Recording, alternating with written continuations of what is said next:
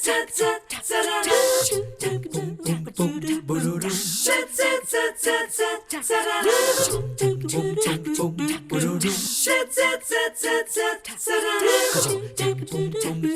morning. So glad to have you kicking off the week with us here on 3+U. Hope you had a fantastic weekend and the week ahead is looking even better. It's going to be a very busy week, but an exciting one for the folks over at Chattanooga State because they are gearing up for their 12th annual Writers at Work, and they are kind enough to come to us this morning to kind of get you excited about it as well. So help me welcome Karen Russell, who is this year's featured writer. She's the author of Orange World and other stories as well, and Erica Lux, who is the busy lady over at Chattanooga State, getting everything ready for you to come out and enjoy tomorrow, March 29th, and again on March 31st. So good to see both of you. Hi, Julie. Thanks so much for having me. Welcome to town, Karen. Oh, it's great to be here. My first time traveling in years, plural, so I'm, just like a little puppy. I'm so excited. And is that because of COVID, your first time traveling? Because of COVID and because my daughter was born just before, so it feels like tough to parse. And did you end up writing a book as a result of all of that? Yeah, there has been a real book baby boom for a lot of my friends. For me, just a baby boom. Yeah, Wow. But maybe down the line, I'm sure we'll all be processing this in various ways for a while. Yes, because you and I were chatting a little bit. You've got your book, Orange World. With you this morning, and I had laughed and said, my goodness, how many different stories live within your head.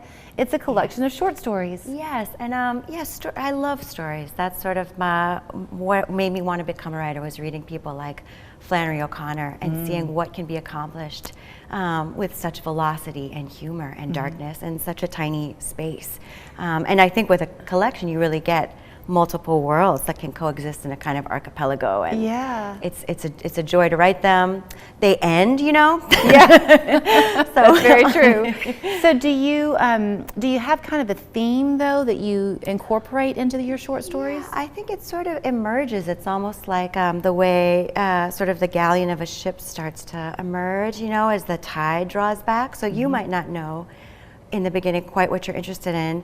These stories, I think, are deeply American, even though they're set sort of some in the Depression, some in a post-apocalyptic South Florida. I think they're connected really by, as crazy as some of the premises may sound, family, really wanting to investigate the ecosystems, the ecosystem of a family with its own kind of resource bottlenecks and pressures and possibilities. I think I'm always drawn to writing about family. So, which is very fitting since now you have this new baby daughter to add to yours. Yeah. So I want to bring Erica into the conversation because Erica, at Writers at Work, the whole purpose of it, I guess, is to let people have a chance to see and hear from someone like Karen what the process is like, and maybe to leave inspired themselves to pick up pen and paper, or in these days, a typewriter or computer, and work out their own magic. Is that right? That's true. It's really for our students first to show them what it means to be a writer at work, because no matter what their major is, they're going to be doing writing in their entire academic career. And so we want to put them in touch with another writer at work and show them that this is a real person. She also has a family. She also has these same kinds of responsibilities.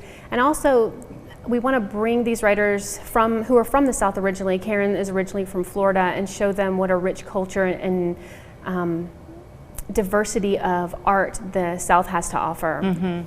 Yeah, we do seem to have, I hate to speak ill of other quadrants of the country, but we do seem to have a very rich soil for creativity here. Absolutely. Yes. It is such fertile ground in that way, and I think the sight lines that you grow up with, sort of the flora, the fauna, the culture, the people, that shapes your whole vocabulary of thinking. Right. And so I'm excited to talk to the students about that. In all these years that we've talked, I've never thought about it before from the standpoint of the students seeing what it is to be able to write. We live in a day and age where college seems to be so focused on how you're going to gain employment when you leave.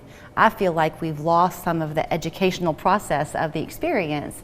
So do you hope to remind people that you can find a way to do what you love and earn a living? Yes, absolutely. And that was what Visiting Writers did for me when I was an undergraduate, and it was just so cool to read a book, live in those worlds, be with those characters, and meet sort of, and often, I'm just thinking of one writer who visited us in particular, just a very nice man in a sweater.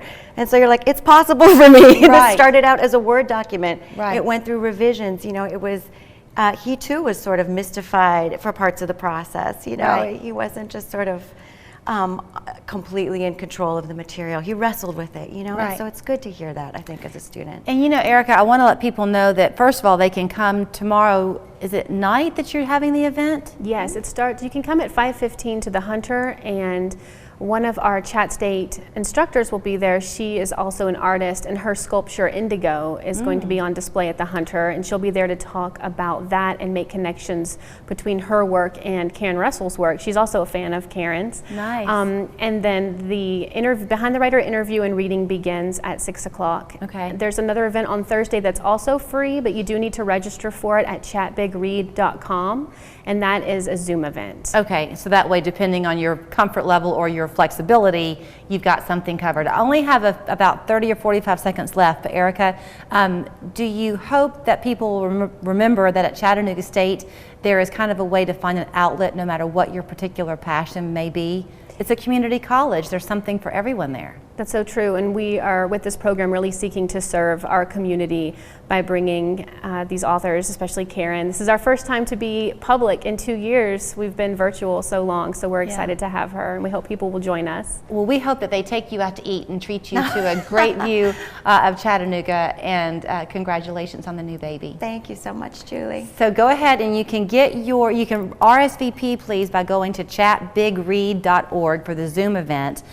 Both events are free, in person tomorrow beginning at 5:15 at the Hunter, and then the event itself begins at 6 o'clock. Is Yes, that right? correct. Welcome to town. Thank you.